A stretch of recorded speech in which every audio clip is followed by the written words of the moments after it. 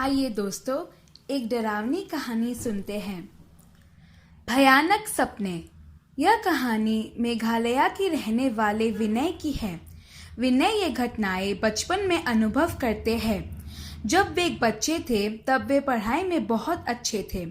उनके माता पिता से वे ज़्यादा बात नहीं करते थे क्योंकि वे दोनों बहुत काम करते थे और अक्सर विनय से बात करना भूल जाते थे, जिस कारण विनय का रिश्ता उनसे इतना मजबूत नहीं था कि वे अपनी मन की सभी बातें उनसे कह सके। परंतु वे किसी से बात नहीं करना पसंद करते थे और बहुत शांत बच्चे थे। वह हमेशा रात में बहुत डरावने सपने देखते थे। वे तकरीबन हर रात चौंक कर और डर कर उठते थे और रोना शुरू कर देते थे।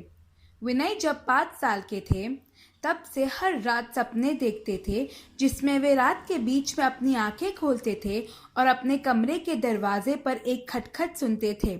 इससे पहले कि वे दरवाज़ा खोलने के लिए उठे, वे दरवाज़ा खुद ही खुल जाता। वे दरवाजे के बाहर एक लंबा आदमी को देखते।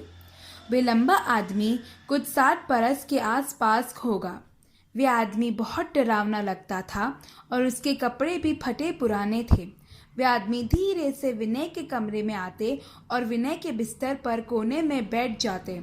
विनय डर से हिल नहीं पाते थे। अपने बिस्तर के उसी स्थान पर वे बर्फ की तरह डर के कारण जम जाते थे और अपने मुंह से एक भी शब्द नहीं निकाल पाते थे। वे आदमी धीरे से उनके कान के पास आकर कुछ बोलता था।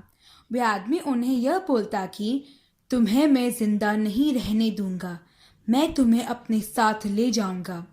ऐसे 2 बार फुसफुसाकर वे आदमी वापस चला जाता। कुछ देर बाद वे सपने से जग जाते तो किसी को वहां नहीं पाते। यह सिलसिला तकरीबन 2 महीने के लिए चला, जब उनकी माँ एक बार किचन में खाना बना रही थी।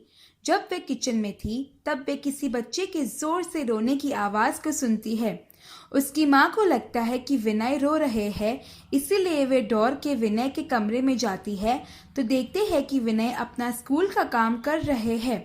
वे निश्चिंत होकर वापस किचन में चली जाती है और खाना बनाना शुरू करती है।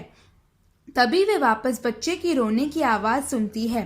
इस बार वे उस बच्चे को भी देखती है। माँ चौंक जाती है पर उस बच्चे का पीछा करती है।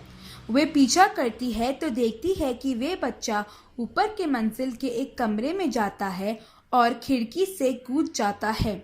उस बच्चे की गति इतनी तेज थी कि विनय की माँ उसे पकड़ नहीं पाई और वे खिड़की से कूद गया। जैसे ही वे कूदा, माँ उस भयानक सपने से जगती है और वापस अपने आप को किचन में पाती है। वे इस घटना से इतना डर जाती है कि विनय के कमरे में जाती है और उससे बात करना शुरू करती है। विनय अपनी माँ को उन सपनों के बारे में बताती है तो उन्हें यकीन आता है कि आज जो घटना उसने महसूस की है वे और विनय के सपनों के बीच कोई कनेक्शन है। उस रात वे अपने पति से इस बात के बारे में और विनय के पिता को इस बात के बारे में बताती है तो वे घर के मालिक को फ़ोन करके यह घटनाओं को बयान करती है। घर के मालिक को इसके बारे में कुछ नहीं पता था, परंतु वे उन्हें घर के पहले के रहने वाले लोगों का पता देते हैं। विनय के पिता उस पते पर जाते हैं और उनसे बात करते हैं। वे लोग उस घर के इतिहास को जानते थे। वे कहना शुरू करते हैं कि इस घर में जो सबसे पहले रह रहे थे वे एक जोड़ा था और उनके 2 बेटे थे, राम और श्याम। राम और श्याम बहुत छोटे थे और खेल खेल में एक दिन राम ने श्याम के गले पर चाकू फिरा दिया। डर कर राम ने भी अपने गले पर चाकू फिरा दिया और वे दोनों मर गए। जब उनके माता पिता ने यह देखा तो अपने दिल को नहीं संभाल पाए और वे दोनों भी खुदकुशी कर देते हैं। उनके माता पिता अब उस घर में जो भी रहने के लिए आते हैं उनके बच्चों को जिंदा नहीं रहने देते हैं। अपने मरे हुए 2 बच्चों के जन्मदिन पर वे दोनों मरे हुए माता पिता बच्चों की जो उस घर में रहते हैं उनको अपने साथ ले जाते हैं। जिस आदमी को विनय अपने सपनों में देखता था वो असल में राम और श्याम के पिता है और वे विनय को बताते हैं कि वे उसे भी दूसरे बच्चों की ही तरह अपनी दुनिया में ले जाएंगे। विनय की माँ ने जिस बच्चे को किचन से देखा था वे राम था और वे खिड़की से कूदकर माँ को यही बताना चाहता है कि विनय का भी कुछ ऐसा ही हाल होगा। राम और श्याम का एक साथ जन्मदिन आता है और यह किस्सा जिस रात वे सुनते हैं उसी रात 12 बजे राम और श्याम का जन्म शुरू होने वाला होता है और किसी भी हाल में विनय को बचाने के लिए उनके माता पिता को वो घर से बहुत दूर जाना पड़ेगा। उस रात को वे सब कहानी सुनकर वहां से निकलने के लिए अपने सूटकेस को तैयार करते हैं। उस वक्त 11:30 तो हो जाते हैं।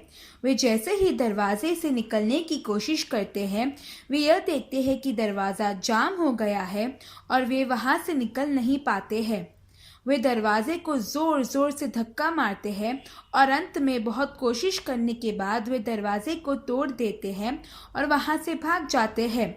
अगर वे रात विनय और उसके माता पिता वहां से भागने में असफल हो जाते तो विनय को वे वापस कभी नहीं देख सकते।